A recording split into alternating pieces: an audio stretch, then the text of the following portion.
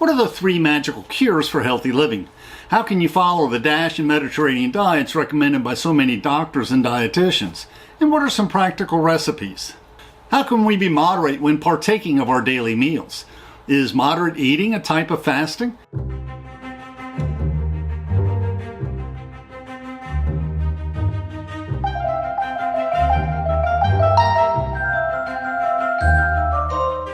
Please, we welcome interesting questions in the comments. Let us learn and reflect together. I long ago discarded my Julia Childs, Betty Crocker, and Better Home and Gardens cookbooks, so we will instead show you the sources for my latter Divine Ascent Reflections, where we also discuss the DASH diet. The Betty Crocker cookbook may be bland, using few spices, but it does have good advice on how to cook the basic recipes. And please feel free to follow along in the PowerPoint script we uploaded to SlideShare. What are the 3 magical cures for healthy living? The big 3 are diet, exercise, and sleep until you're refreshed. Exercise is best when we get our heart beating faster, but any type of exercise is healthy. And many doctors say, set your alarm for 7 or 8 hours of sleep, and if you wake up an hour or so early, that's okay. This requires personal discipline and mindfulness. Most people do not want to change their daily habits so they can adopt a regimen of healthy living. They want the doctor to prescribe them a magic pill to cure them. Plus, others would say that having an active social life is the 4th magical cure. Take charge of your health. Ask your doctor not for magical pills, but how changing your habits can improve your health. It is true that the magical pills can provide instant relief, and that medications are sometimes essential to recover your health by balancing your body chemistry. But lasting improvements in health are better achieved by changing your daily habits. You need to realize that an improved regimen of diet, exercise, and sleep can take 6 months or longer to dramatically improve your health. Now, about 20 years ago, during my biannual checkup, my doctor informed me that my triglyceride count was sky high, which also meant that my cholesterol was too high, since they go hand in hand. And this meant that I was a borderline diabetic, and his major advice was to avoid fruit juices. Eating an orange or grapefruit is good for most, but drinking fruit juice is like consuming a dozen oranges or grapefruit, which is way too much sugar. He also counseled that I cut down on bread and starches, and told me, by the way, here's your new prescription. But I did not want to take the drugs, so I asked Dr. Google for more advice, and learned that the DASH diet, which is similar to the Mediterranean diet and various diabetic diets, is the recommended diet to reduce my triglyceride and cholesterol levels. When following this diet, I also lost 30 pounds, even though I wasn't watching my weight. Now, after 6 months, I visited the doctor again, and the nurse asked how I was doing for my prescription. I told her I didn't fill it, and she left the room in a huff. Now, that was 20 years ago, and I haven't needed to take the anti-cholesterol drugs since. Now I'm nearing 70, and my blood test results are creeping into the high end of borderline diabetic. And like most people who are getting older, my weight is slowly increasing. On my doctor's advice, I've cut out beer entirely and have cut down on the amount of berries that I enjoy. But since I exercise, I can't cut out carbohydrates and sugars entirely, since sugar helps your body hydrate. Eventually, as I age further, I may need to start taking the anti-cholesterol drugs, but then they will work better than if I'd been taking them for 20 years. Now, everyone is different. Some people may need to fill the anti-cholesterol prescriptions even when they carefully watch their diet. But everyone will be healthier if they follow the DASH and Mediterranean diets, although a few people will need to modify it to their body chemistry. And dietary supplements such as vitamins are just that, supplements. They work best when added to a healthy diet. And perhaps the most widely recommended supplement is fish oil, since it really is concentrated fish oil, which is food. And fish is a key component of the DASH and Mediterranean diets. And the purpose of the DASH diet is not to lose weight. The purpose of the DASH diet is to become and remain healthy, which means you should follow the DASH diet until the end of your days. It is a permanent change of habit. Eating in moderation is essential. You should consult your physician and dietitian for advice on modifying your diet if your medical situation differs. Personally, when I was younger, I could lose weight solely by eating right, but as the years fall behind me, I've had to control both the portions and the healthiness of what I eat. But if you think the DASH diet is too strict, I'll warn you, everyone, without an exception, who chooses not to follow the DASH diet or something like it, eventually dies. Now, my summary of the DASH diet is eat mostly fish, chicken, and turkey, avoid beef, and especially avoid lamb. Lamb is so rich you gain weight just smelling the aroma. Replace bread and starches with vegetables and brown rice, and avoid sandwiches. Eat fruit for dessert. Avoid fruit juice and soda pop. And for me, instead of eating fruit, eat berries. Eat a capful of mixed nuts or peanuts every day, and limit sweets and salt. But if you sweat and exercise or bike long distances as I do, Gatorade and sports drinks will help you hydrate. Also, in addition, constantly be sipping a bottle of water. This helps prevent leg cramps, kidney stones, and urinary tract infections. But most people can eat what they like once a week, except for dessert, in moderation. And drink alcohol in moderation. And if you can't do with ice cream and sweets, splurge once a month. Flavored yogurt is better than ice cream, not so much because of its probiotics, but because it's sold in smaller containers. And we also discussed the DASH diet and our reflection on gluttony and fasting. As practiced in the modern Orthodox Church, fasting is not depriving yourself completely of food, but rather eating in moderation and watching what you eat. Eat for sustenance first. You should not eat primarily for pleasure. Jesus in the early church exhorted us that fasting should be a part of Christian life. The early church did not emphasize healthy eating, but this is emphasized more in the modern church because of our vastly improved medical knowledge. And we should take care of our body since it's the temple of the Holy Spirit. This will be my only cooking video because this is basically my lunch and dinner. And I have 2 cycles, the chicken cycle. One is 8 drumsticks, 1 can of black beans, about 2 cups of brown rice, cooked in broth from cooking drumsticks, plus white meat from chicken. And the next week, I have a fish cycle. Shrimp, assorted seafood, several pieces of fish, plus 2 cups of brown rice cooked in cooking broth, plus a small can of chicken and rice soup. And in both cycles, I cook separately a package of Brussels sprouts, 2 small boxes of sliced mushrooms, and a package of okra. Then I slice, then cook a mixture of 4 bunches of green onions, asparagus, 1 zucchini, 1 squash, and 1 Chinese eggplant, and then add a sliced head of broccoli. Each day I cut up a small tomato and a colored pepper, since they keep better whole, and I add mixed nuts measured in a deep peanut jar lid. And later we will discuss how you can change this recipe to make a delicious Thanksgiving Day side dish and a turkey stuffing. I cook my foods in an ordinary electric skillet. My chicken is purchased from an independent Latin market in the neighborhood. Their meat and produce are cheaper than the main grocery stores, including Walmart, because they market a lower grade of meat and produce. For produce, the only real difference is appearance. There's no loss in quality in the lower grade produce, it just doesn't look as pretty. But for chicken, I usually cook it the day I get home, because as you know, chicken can go bad very, very quickly. I cook my food in this inexpensive olive oil. Now, what's the difference between $5 olive oil and $20 olive oil? For me, the difference is about $15. For spices, I use salt and pepper and rosemary. And I've settled on cooking the chicken for about 40 minutes on each side at about 330 degrees. And I like to cook it with the cover on, mainly so it doesn't splatter all over the kitchen. Well, now we're going to turn over the chicken. I usually use a spatula to kind of like make sure they're not sticking to the pan. Right now, there's a lot of juices in there. Now, how healthy are these skillets?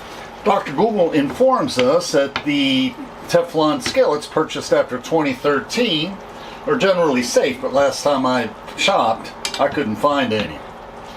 But a recent Atlantic article advised us that if you have a coated black spatula, to discard it to be on the safe side. And as you can see, I'm sparkling some more spices on the other side, which is fine, because I'm going to save the juices anyway with the spices that don't stick to the chicken. And get some salt and pepper, like a good friend of mine, a cook once said, is the best things you can add to anything to spice it up is salt and pepper. So there you go. And we're going to go on for another 40 minutes here. Now, I learned my minimal cooking techniques first from the Julia Child cookbooks many years ago. And her first rule of thumb is to never throw away the cooking juices, which includes the spices left in the pan. Julia Child loves gravy, which can be thickened up with a little bit of flour. Now, we're not going to make any gravy, but after we're finished cooking the chicken, we're going to pour in a little bit of water and cook it about 10 minutes to make some broth. So I'm just going to put in a little bit of water. And notice that I've got a little bit of chicken left over. That's okay, leave it there. And we usually cook it about 10 minutes. And then we're going to use the spatula to scrape off the chicken off the pan. And we want to remind you, don't wash the skillet. What little is left will not go to waste. It's going to be there for when we cook our vegetables. Instead, we'll add the broth to the brown rice in our rice cooker at a ratio of 3 measures of liquid to 1 measure of rice. And the cooked rice will really add to the taste of our chicken and vegetable salad. And you might ask, aren't starches harmful for your diet? And we're going to cook up a portion that's served at any one meal at many Latin restaurants. But we're going to portion it among 6 meals.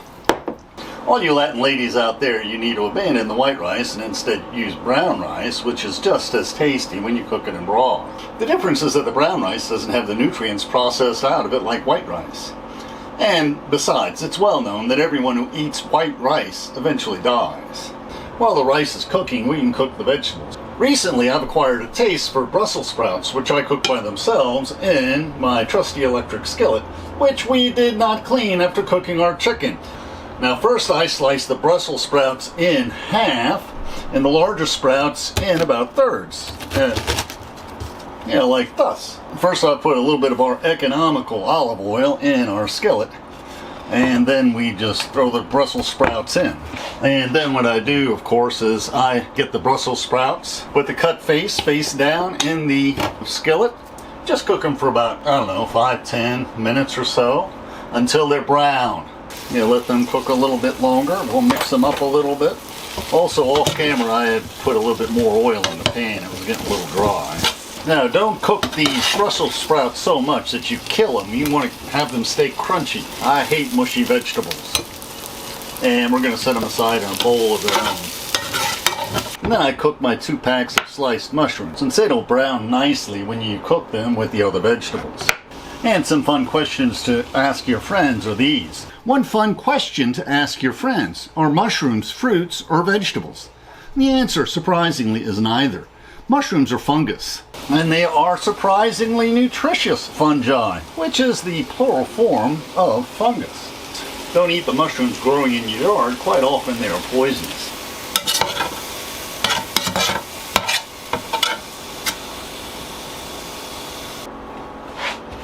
Now next, I slice up and cook my okra, which I think adds the flavor of the salad. Okra plants are tough and need to be cooked a bit more than our other vegetables, so I cook them by themselves. And they need to stay crunchy, so I don't cook them until they're dead. And after cooking, I will set them aside as well. And mind you, we still haven't cleaned this pan, and we're not going to until we're done. And I added some more oil to the pan, and there they go to the skillet.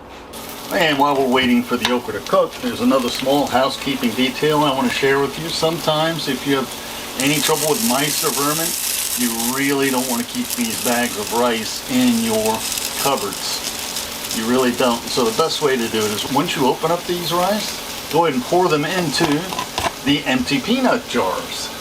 And I usually put the bags of rice and these peanut jars in the refrigerator. And you can take one of the okra and taste it, see that it's quite crunchy enough. And these are about done, so I'm going to take them out and set them aside. The rice is still cooking, so now we'll cut our vegetables. And with the Brussels sprouts and mushrooms and okra set aside, we have more room in our trusty electric skillet to cook these remaining vegetables. And Julia Child's other major rule is to cook everything with green onions or scallions and garlic. Now, properly slicing up garlic is very tedious. Since I don't have a pronounced sense of smell either before or after COVID, I quit cooking with garlic. And I don't particularly like to taste the contents of the small jars of garlic. Personally, I cut up the entire plant, the white bulbs, the roots, and the green stems. Now I buy 3 bunches of these green onions, plus 1 bunch of these onions with larger bulbs. And we'll put this into the... I then cut up a bunch of asparagus, which Dr. Wikipedia says it's quite nutritious. And I usually do the whole thing. And I buy these from Publix because you can more easily cut up the entire stems on these, and they're not nearly as tough. I also cut up the smallest piece of zucchini and squash that are in the store, plus one Chinese eggplant, which I prefer to regular eggplants. Here we're cutting them up a little bit.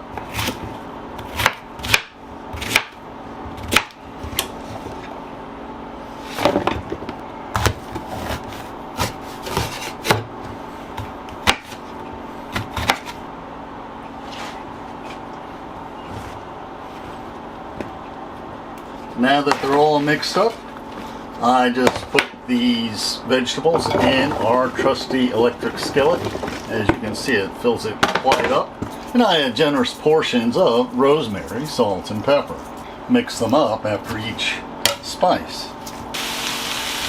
Last, I cut up a bunch of broccoli, which is added last, after the other vegetables are done. Don't kill the broccoli. Mushy broccoli is dead broccoli. You see, and I kind of go through until the bunches are done. Now, could I keep cutting the stem all the way down? Well, yeah, I could, but I've noticed from experience that I just don't have enough room for it. So I usually take this stalk here that's left over and put it in the refrigerator and eat it as a snack during the week, especially if you're not buying any sweets. Now, I don't want to cook the broccoli at all, so just before splitting up the vegetables, I just go ahead and add it to the skillet and just mix it up just a little bit. And I think I've really overcooked this a little bit, but that's okay. I will go ahead and turn off the fry pan. And as you can see, I've got 6 Pyrex bowls up here in my kitchen. And I'm just going to start portioning the vegetables out evenly among my 6 Pyrex bowls. And that'll be the base for my meals for this week. And we'll put the covers onto the Pyrex bowls and into the refrigerator. All these go except for tonight's dinner. Now we go to the next part, and one of the reasons why we put these in separate containers is now we are going to put the chicken and the rice and the Brussels sprouts and the mushrooms. Now we're going to split them up evenly among Tupperware containers. So that means that each day we can heat this portion up and add it to the salad. That's the idea. And if there's mushroom juice, hey, don't waste it. Put the mushroom juice in there with it. And I'm not going to have you watch me cut up the chicken. Here's a little piece of junk. I'm going to put that in there. But I just want to caution all the bachelors that each one of these drumsticks has a little bone like this, every single one. You want to find this bone and toss it, before you cut up the chicken. So we're going to cut up the chicken in equal portions and put them in the Tupperware container as well. Of course, once we're done, we cut up the chicken, we put in okra, we put in the mushrooms, we put in the Brussels sprouts. Now we're going to add a little bit of rice, some black beans, and we're going to split the rice and black beans among all 6 Tupperware containers. The DASH diet loves black beans, which is a very nutritious legume. You can soak and cook the black beans, but it takes a very long time, and I prefer the canned beans anyway. Now for the daily preparation of my salad. Each day I cut up that day's tomato and half of a colored bell pepper, as I don't think the green bell peppers have much of a taste. Then I heat up that day's chicken, rice, mushrooms, and Brussels sprouts. So now I assemble my daily salad, first the vegetables, then I heat up in a small Pyrex container the chicken, the rice, the beans, and the tougher vegetables, and add them. The DASH diet says you need fruit. My doctor says that since I'm borderline diabetic and have been for 10 years, he recommended that I eat mostly berries. So I portion out the strawberries, blueberries, raspberries, and or blackberries, favoring those who are on sales, and sometimes grapes, as you can see most of them in there. I portion them in 6 or 7 Tupperware containers, and after eating the grapes and strawberries, often add them to my salad as well. I have a relative who claims they're allergic to tomatoes.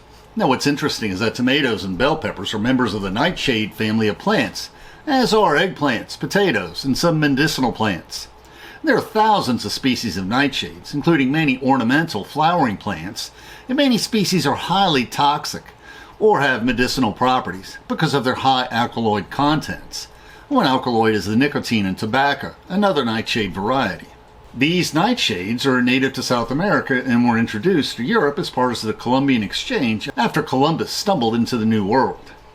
It is amazing how many crops we consume every day that were exchanged between the New World and Old World as part of this Columbian exchange. Now we come to the final assembly of my little salad, and of course we have the vegetables, and we have the chicken and rice and okra and rice and beans and Brussels sprouts. Mix them up. The DASH diet also insists on the nutritiousness of nuts, and the problem is that nuts is the most calorie-dense food there is, probably. So we only just have a peanut caps full. And during the production of this video, my doctor told me that my cholesterol numbers were getting way too high.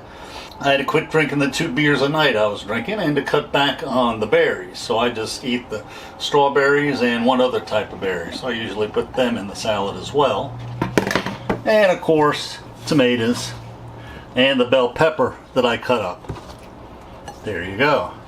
And I usually have either red or yellow or orange bell pepper. I'm not really fond of the green bell pepper. Life is too short for that. Voila! Finished feast. And on the off weeks I like to have fish. Like I have a couple of things of tilapia. And I have some mahi-mahi this week, and I love some salmon. Plus I have cooked some shrimp. I have a mixture of the uncooked shrimp and the cooked shrimp, and the one thing that I like to do is I take half of the cooked shrimp, and I only dethaw half of the uncooked shrimp that I'm going to use. This is for 6 meals. So we have all our seafood mixed up. And we mix it up into our 6 bowls as such. And while our vegetables are cooking, we'll start the rice. We're going to start the rice. 3-to-1 of brown rice. And we're going to try some chicken noodle soup to be as the mixer for our rice. You might say, well, isn't this canned soup bad for you? Well, to a certain extent it is, but you also have to keep in mind that this is spread over 6 meals to give it a little bit of flavor. And as you can see, when you're cooking seafood, you don't get nearly the same juices you do when you're cooking chicken. So the only last step I'll do is we have just a little bit of water we poured into the pan, and we're basically going to do that to catch whatever cooking juices there are, plus the spices we put on the vegetables. We're going to add that to the broth as well. And what are my Thanksgiving turkey dinner suggestions? You can also prepare these salads as holiday dishes, with or without the meat or fish, and with or without the rice and beans. You can also prepare these salads as holiday dishes, with or without the meat or fish. You can also add corn, preferably corn you cut off the cobs to add more flavor. And we don't include corn in our weekly salads since corn is incredibly starchy. Now for the turkey stuffing, you can also mix all or some of the vegetables in the salad, plus celery, to breadcrumbs to make the turkey stuffing. I don't really think rice would be good for stuffing. Now, in my humble opinion, another essential ingredient is Jimmy Dean sausage, which is definitely an undashy ingredient. I've also seen recipes for seafood stuffing for turkeys. But if you want to try that, I would use the stronger tasting fish, such as whiting, mahi-mahi, or maybe salmon. Now, adopting a Better Homes and Garden recipe from several decades ago, you can create a basting sauce for the turkey by melting a stick of butter, adding tangerine juice, plus some sliced peel, plus a small bottle of orange liqueur. Now, from the bottom of the turkey basting pan, you can add these juices plus flour into the fry pan to cook delicious gravy. The YouTube description includes a link to our PowerPoint script that we uploaded to SlideShare and also our blog. Please support this channel by sharing this video with your friends and by clicking on the like and subscribe buttons and by clicking on the Amazon links to purchase any of the books we discussed, which will earn us a very small affiliate commission. And please consider becoming a patron of our channel. Plus, we will host special discussion groups for our patrons. Plus, you can click on the Meetup or small M icon to participate in our online discussions, where we practice our future YouTube scripts. And please click on the links for other videos that will broaden your knowledge and improve your soul.